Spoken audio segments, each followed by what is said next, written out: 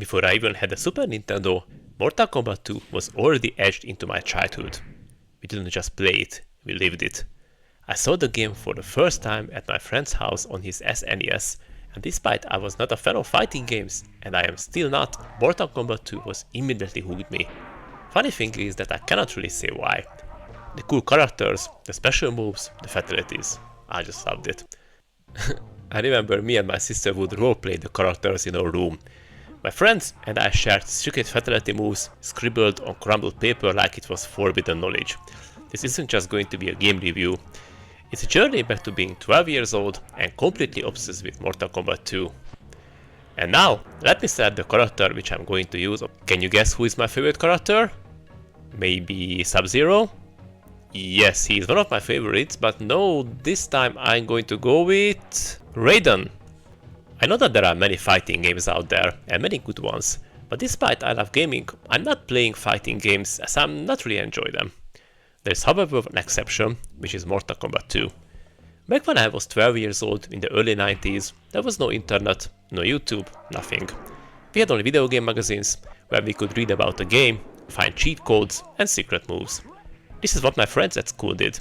They literally had a parchment rolled up and every move or fatality in Mortal Kombat 2 was written on it. It was a sacred paper, and just a selected few could have it.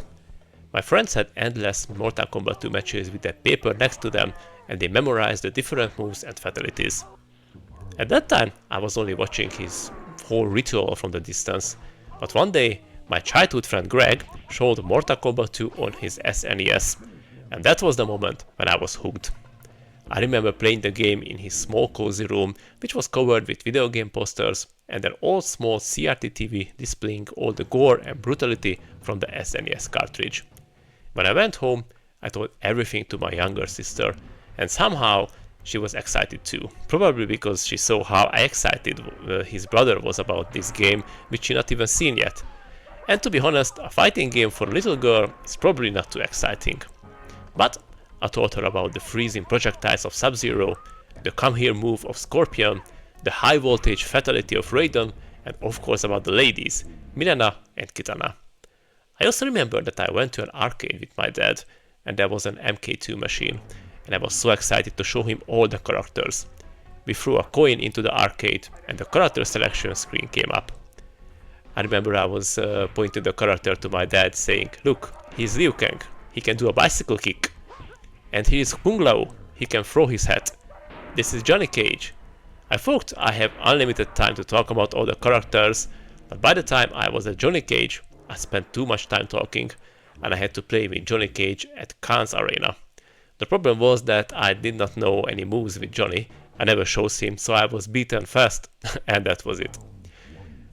I also remember that we used to go to open air markets to buy or exchange used SNES cartridges on the weekends with my friend Greg.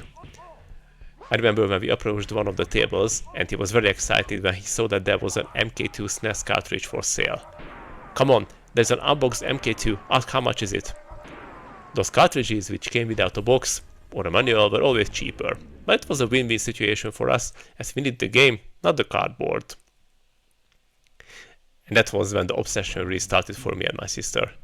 I bought the cartridge, went home, and showed the cartridge to my sister as some kind of relic. We rushed to our room, popped the cartridge into the SNES, grabbed the controllers, and the carnage started. We played so much Mortal Kombat 2 that it's just insane. I mocked my sister when she was using only Milena's easy fatality, and we actually had almost real fights after one of us lost in the game. Good times. A few years ago we had a gaming night session with Greg, and after a few beers we fired up Mortal Kombat 2 on an emulator to have a few matches. All the memories came back straight away, and after more than 30 years both of us remembered a lot of moves, especially him. He could do the dragon fatality with Liu Kang and other cool stuff. I remember there was a code on the SNES to enable the power code, which was down, up, right, up, left, select. Yes, if you managed to do this, a whistling sound could be heard and you'd be much more stronger.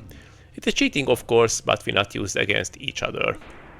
Also sometimes Boone Tobias, one of the developers, appeared on the corner of the screen and he made a yoo-hoo voice. If you press down and start at the right time, you could play with Noob Saibot, which is the name of the developer backwards and the hidden character in the game. Finding these secrets were part of the fun. Oh, and before I forget, who is your favorite Mortal Kombat 2 character and fatality? Let me know in the comments below. One day, if I'm going to have a lot of money, I'm going to set up a gaming room for myself, and I'm gonna have a Mortal Kombat 2 arcade machine, and a Coke cooler, and some cool retro posters as well. Sorry, I'm getting a bit distracted here. Anyway, thanks for watching this retro ride through Mortal Kombat 2 and my 12-year-old brain. Hit like if you enjoyed Mortal Kombat back in the days, and subscribe for more nostalgic game dives. Also, the YouTube algorithm shows some videos for you. It is on the screen now, check them out. Thanks for watching, and I'll see you in the next Backlog Quest video.